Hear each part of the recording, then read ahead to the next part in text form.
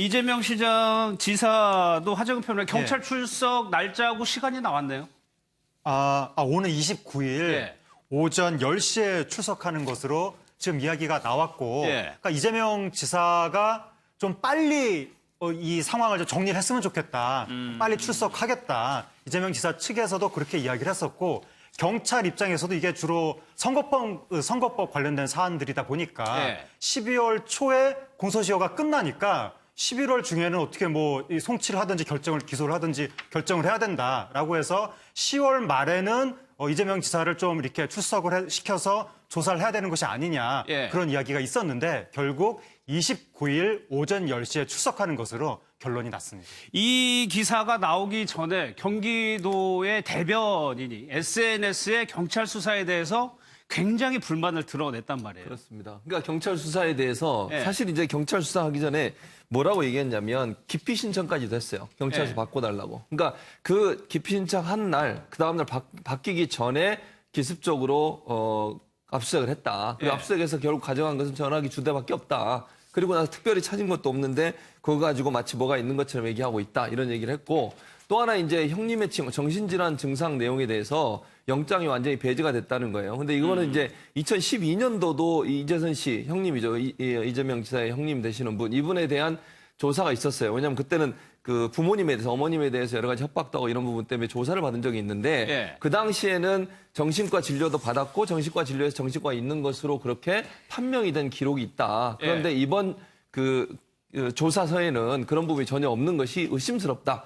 그러니까 정신질환 의심자라는 내용이 전혀 내용이 들어있지 않는 부분도 의심스럽다 이렇게 얘기하면서 예. 지금 현재 김용 대변인 같은 경우에는 현재 경찰의 조사에 대해 상당히 부당하다 또는 한쪽으로 편향돼 있다. 정치적으로 무슨 의도를 갖고 한 게 아닌가 의심이 된다. 이런 발언을 지금 하고 있는 상황입니다. 그 내용을 좀 자세하게 볼까요? 압수수색 영장에 기재된 내용이 그 형이 정신병에 그런 흔적이 없다라는 취지로 경찰이 적었는데 네. 검찰 수사 결과에서는 그게 있다라고 얘기를 한다는 거죠, 지금. 네, 우선 요 얘기를 하기 앞서서 네. 우선 김용 경기도 대변인이 이렇게 대변인이 나서서 이재명 지사에 대한 수사가 너무 지금 불공정하다. 맞아요. 이 그 식의 이유는 뭘까요? 이런 네. 발언을 하는 것 자체가 우선 굉장히 이례적인 일이죠. 그러면 도대체 왜 그렇게 판단을 하느냐? 지금 왜 정신병으로 의심할 만한 상황이 얻느냐 아니냐가 왜 중요하냐면 지금 이제 직권남용이 문제되는 거잖아요. 네. 근데 당시의 법에 의하면은 시장은 그 정신병으로 의심되는 사람에 대해서 강제 진단을 위해서 입원을 시킬 수 있는 권한이 있었던 사람이에요. 그러니까 이제 권한 내에서 과연 의심할 만한 상황이 아닌데 이 사람을 강제 진단하기 위해서 공무원들한테 막 의무 없는 일들을 막 시켜서 지금 빨리 강제 진단 받게 해봐라. 예. 이렇게 했다면 이제 직권남용이 되니까 지금 경찰 쪽에서는 이거 의심할 만한 상황이 아니었다라고 이야기를 하는 거고요. 지금 김용 경기도 대변인은 아니다. 이거 의심할 만한 상황이었다. 당시에는 라면서 이제 이야기하는 것들이 이제 예전에 이제 2012년에 검찰에서 그때 당시에 이제 이재명 씨가 친형 이재전 씨가 그 2012년 어머니의 그 폭행과 협박 혐의로 그때 기소가 됐었는데 예. 당시에 뭐라고 이야기했냐면 이재선 씨의 심신미약이나 심신상실로 인한 책임 조각 사유, 그러니까 치료 감호 사유가 있는지 책임이 조각되면 치료 감호 받거든요. 치료 감호 사유가 있는지 판단을 위해서 정신감정 필요성이 있다. 이런 이야기가 검찰에서 나왔었단 말이에요. 그러니까 검찰에서 당시에 그런 이야기가 나왔다는 거는 그 당시에 정신적으로 문제가 있었던 거 아니냐. 그런데 왜 이번에 경찰 영장에서는 그게 싹 빠져 있냐. 이제 이런 식의 주장을 지금 이 대변인이 하고 있는 거죠. 그러면 일단은 지금 경찰이 이렇게 볼 수도 있고 당시에 검찰이 저렇게 볼 수도 있는 겁니까? 글쎄요. 예. 아니 같은 자료, 공통적으로 보는 자료가 분명히 있을 텐데 이렇게 만약에- 판단을 달리하는 이유가 뭐예요? 만약에 이런 자료가 있다면요. 예. 지금 그 검찰에서 2012년에 이렇게 보는 그 객관적인 자료가 있는데도 경찰이 그걸 모르고 빼서 자료가 없네 하면서 영장을 청구했다면은 뭐 그것은 경찰의 어떤 그 수사를 제대로 못한 이런 쪽에 물을 수 있겠지만 이걸 알면서도 만약에 뺐다 그런다면은 정말 이 대변인이 주장한 것처럼 이거 너무 좀 부당한 수사 아니냐 이렇게 명백하게 이런 이야기가 다 나왔던 게 많은 사람들도 알고 있는데 하면서 충분히 주장할 만한 근거가 되긴 하죠. 예. 그래서 이거는 지금은 이제 뭐 영장 발부되고 막 수사 단계지만은 이게 만약에 뭐 진짜 직권남용으로 기소가 된다. 된다면 법원에서 이게 당연히 다 따져줄 거고요. 그렇겠죠. 예, 만약에 지금 그때 그 이재명 지사가 이렇게 강제 진단을 하려고 입원시켜서 강제 진단을 하려고 하는 그 과정, 그 시점에 이런 자료들이 있다는 게 입증이 된다면은 이재명 지사는 무죄로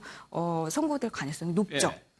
일단 소환돼서 조사를 받으면 일단 김성수 쟁점은 그건 것 같아요. 형 정신병원 사건이 일단 주요 쟁점인 것 같아요. 예, 맞습니다. 이 정신병원에 강제로 직권을 남용해서 뭐 입원을 시켰느냐, 그리고 또 그렇게 직권을 남용해서 입원을 시켰는데 그 부분에 대해서 이제 선거 당시에 뭐 의혹이 있는데 어떻게 생각하느냐 했는데 부인을 한 부분. 그럼 네. 이제 그거는 공직선거법상 허위사실 공표죄가 되거든요. 그래서 그 부분이 이제 한 쟁점이 되고 또 하나는 이제 김부선 씨 관련해서 김부선 씨와 뭐 이렇게 좀 이성적인 관계가 있었느냐 이렇게 이야기했는데 그 부분에 대해서 부인을 해서 이제 또 그 부분 공직선거법상 허위사실 공표죄 그 두 가지가 이제 쟁점이 되고 있는 상태입니다. 예. 그래서 이 부분에 대해서 일단은 뭐 친형 관련해서는 결국에는 실제 그 당시에 이 정신보호법상 그 입원이 될 정도의 그런 상황이었느냐 이 부분이 판단이 돼야 될 것으로 보입니다. 그러니까 형이 그 당시에 정신병원 입원했을 당시에 정신질환이 있었느냐 없었느냐가 하나의 쟁점이 될 거란 말이죠. 근데 이 부분 직권남용과 관련돼서요. 네. 제가 조금 더 이제 정확하게 표현을 해드린다면 이재명 지사가 형을 강제 입원시키려 하는 부분에 대해서 직권남용 이야기가 나오거든요. 형이 강제 입원한 거는 가족들에서 입원했어요. 근데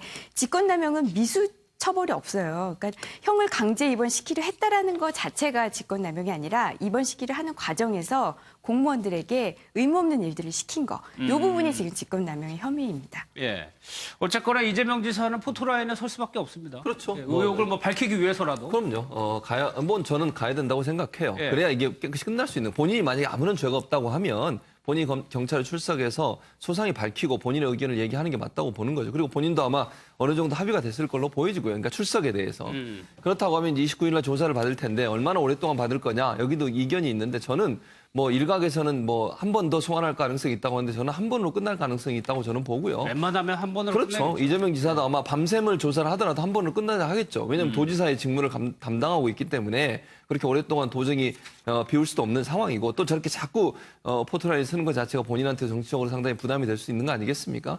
그래서 아마 당당한 모습을 보이려고 할 것이고 예. 조사 과정에서 어떤 게 나올지 모르겠지만 이제 문제는 명확하게 증거가 나와야 되잖아요. 근데 그런 부분들이 어느 정도 경찰이 과연 증거를 확보하고 있는지 지난번에 압수수색해서 간 내용들이 얼마나 있는지 모르겠어요. 그냥 겉으로 보이기엔 그렇게 많은 내용이 있는 것 같지는 않고 휴대폰 2개와 그다음에 성남시 그 사무실들 특히 이제 그 서버나 이런 부분들을 주로 가서 압수수색을 했기 때문에 거기서 얼마나 유의미한 자료들을 가지고 갔느냐에 또 중요하게 영향을 미칠 가능성이 있는데 뭐 아까 뭐 기소 의견 여러 가지 얘기하셨지만 조금 뭐 지금 당장 보기에는 증거가 많지 않은 것처럼 보여서 경찰이 조금 더 세밀하게 쳐다보고 또 조사를 해야 될 것으로 생각이 됩니다. 그렇죠. 원수미 시장도 지금 경찰 수사 단계니까 또 결론이 나려면 한참 걸립니다.